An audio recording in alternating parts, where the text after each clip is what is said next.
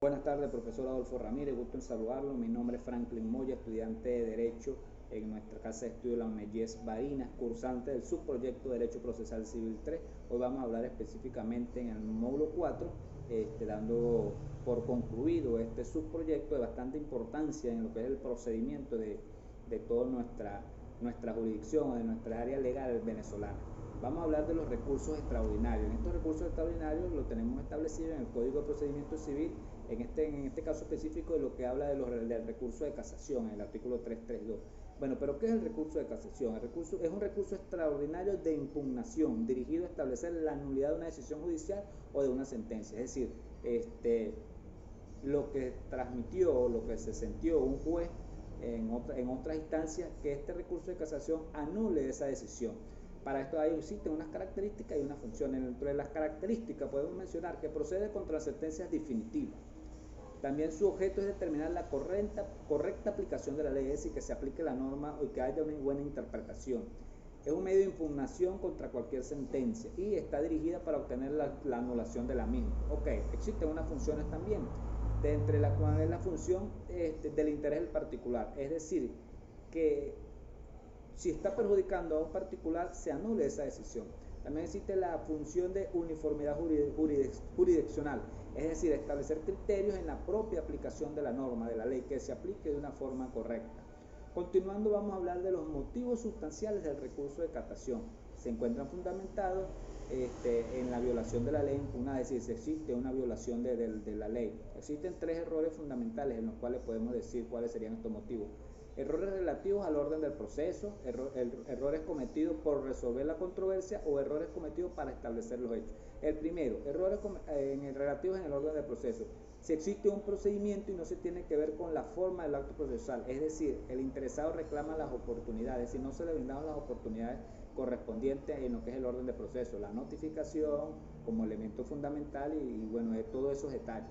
Errores cometidos para resolver la controversia. Se concreta que el hecho encaja dentro de las provisiones de la norma invocada. Es decir, no está este delito o esta circunstancia está fuera del marco legal o fuera de la norma.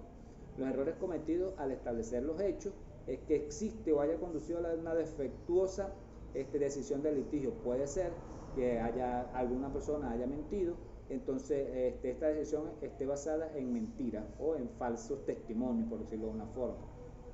Continuando, vamos a ver lo que es el procedimiento de casación civil. Esto está tipificado en el 312 del Código de Procedimiento Civil venezolano. ¿En qué consiste este procedimiento? Es un medio de impugnación extraordinario mediante el cual se persigue la nulidad de este fallo, o de este acto o de esta sentencia. ¿Cómo aplica? El 312 nos explica. 1. Cuando la sentencia pongan fin o juicio en los civiles y mercantiles. 2. Cuando la sentencia de última instancia ponga fin a los juicios especiales. 3. Contra autos dictados en ejecución de sentencia y contra sentencias en tribunales superiores. Lo que se busca con este procedimiento es anular un acto o anular una decisión. Vamos a conseguir ahora con el recurso de nulidad. Es un recurso como consecuencia de un vicio, es decir, existe un vicio en los elementos constituidos del acto. Por esto se busca la nulidad de esta sentencia. Pero dentro de los vicios conseguimos dos elementos: los vicios de actos jurídicos y los vicios de actos administrativos. En los vicios de actos jurídicos tenemos el primero, error esencial, constituye la voluntad del administrador, es decir, la persona se equivoca, es decir, comete un error o comete un vicio. 2. El dolo, cuando es intencional, es decir, cuando hay un error intencional de la parte. Violencia física o moral, cuando se violentan los derechos, en este caso del funcionario. Y simulación absoluta, cuando ninguno de los elementos son reales o son veraces, es decir, hay de parte o de ambas partes o de una de las partes nos dice mentira durante el juicio. Ahora bien, los vicios de los actos administrativos por incompetencia del tribunal, incompetencia por territorio, por materia, por tiempo, por grado. Existe incompetencia, o este tribunal no es competente para este acto como tal. También la falta de la causa, hechos inexistentes o falsos, no existen los tales hechos.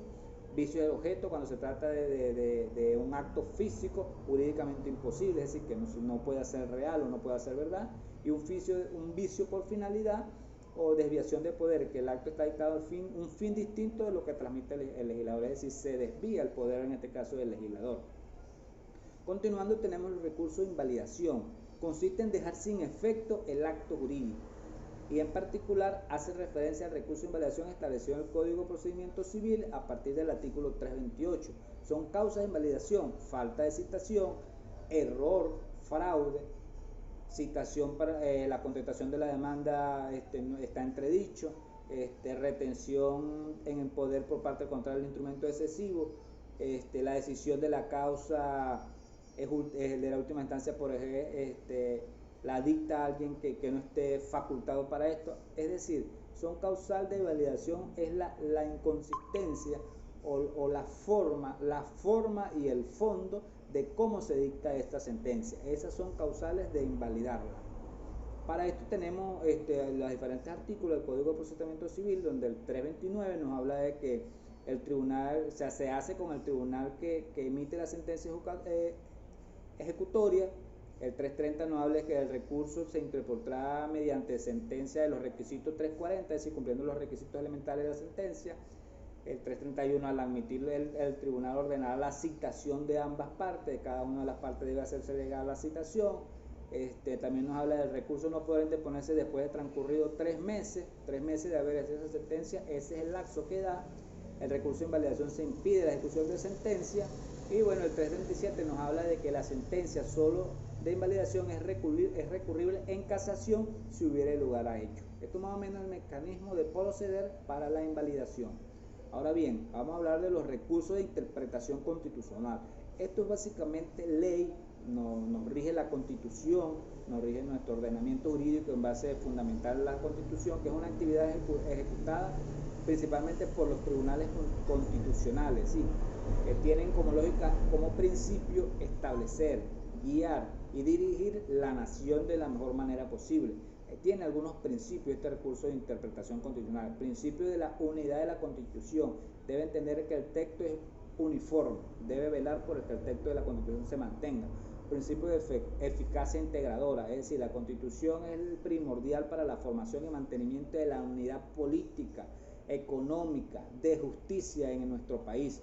Principio de eficacia y efectividad: debe ser eficaz, debe ser eficiente, se deben respetar los derechos humanos, se deben respetar la legislación laboral, las normas, se deben respetar las personas, las competencias de los tribunales.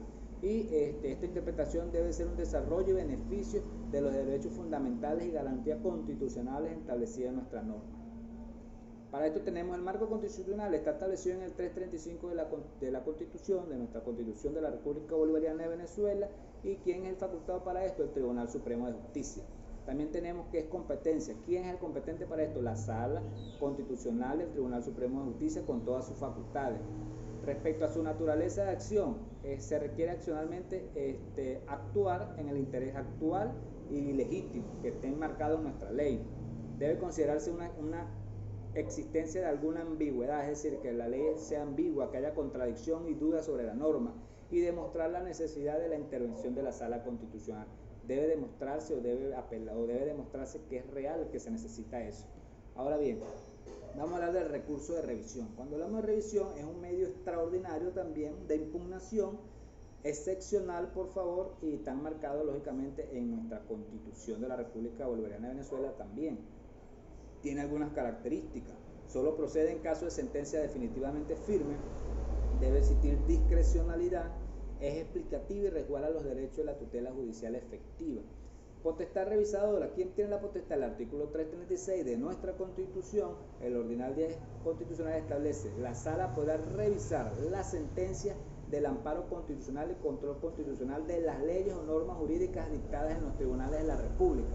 Es decir, esta es una facultad netamente constitucional que tiene el Tribunal Supremo de Justicia a través de la Sala Constitucional de revisar cada una de estas leyes, leyes y sentencias emanadas por los tribunales, siempre favoreciendo el debido proceso que se debe interponer, específicamente esto establecido en el artículo 49 de nuestra Constitución.